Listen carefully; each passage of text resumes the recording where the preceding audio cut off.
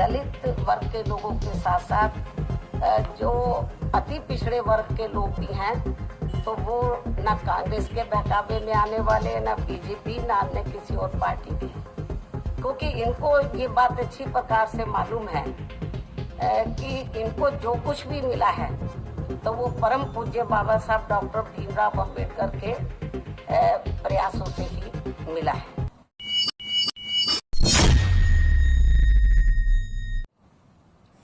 Shri Charanjit Singh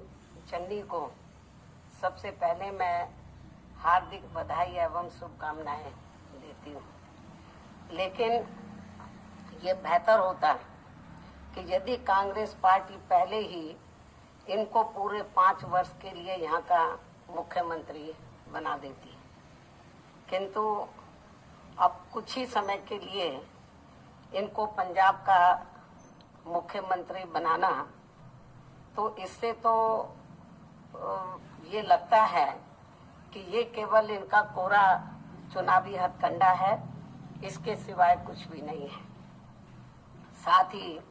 media के जरिए आज ही मुझे ये भी मालूम हुआ कि पंजाब में आगामी विधानसभा चुनाव इनके नेतृत्व में नहीं बल्कि गैर दलित के नेतृत्व में ही लड़ा जाएगा, जिससे भी ये साफ जाहिर हो जाता है कि कांग्रेस पार्टी का दलितों पर अभी तक भी पूरा भरोसा नहीं जमा है। किंतु इनके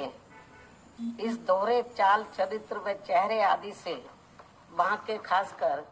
दलित वर्ग के लोगों को जरूर सावधान रहना है, लेकिन इससे ये भी स्पष्ट है कि कांग्रेस पार्टी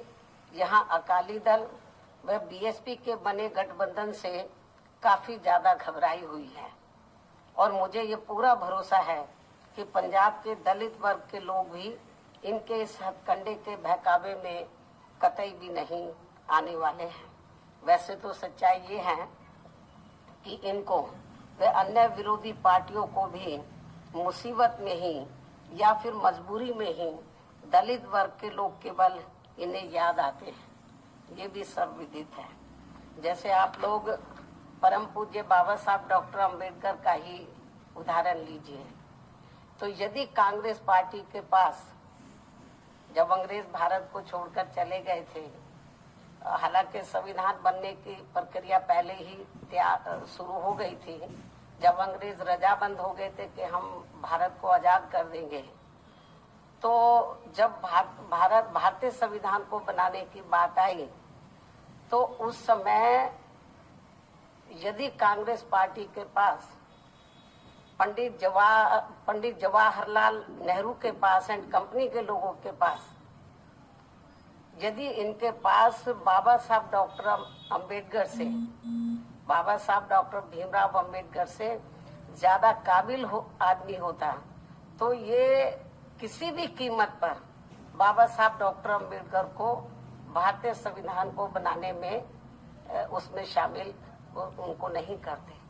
और आज जो पूरे देश में दलितों को, आदिवासियों को,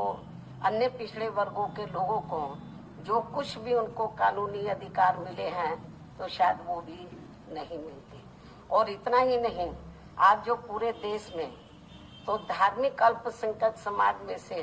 खासकर मुस्लिम समाज के लोग जो थोड़े घने सुरक्षित हैं, तो शायद ये भी नहीं होते,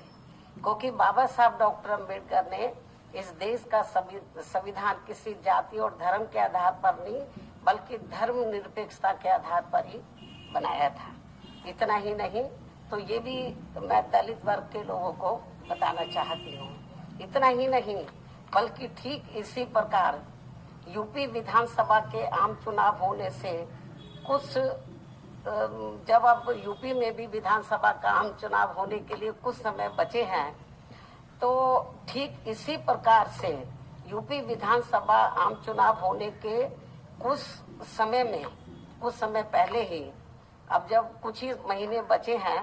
तो यहाँ भाजपा भी खासकर ओबीसी समाज के प्रति, यहाँ पर भाजपा का भी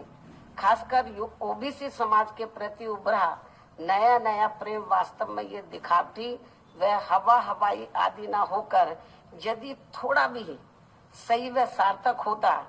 तो इनकी केंद्र व यूपी सहित अन्य राज्यों की भी सरकारें इनके साथ साथ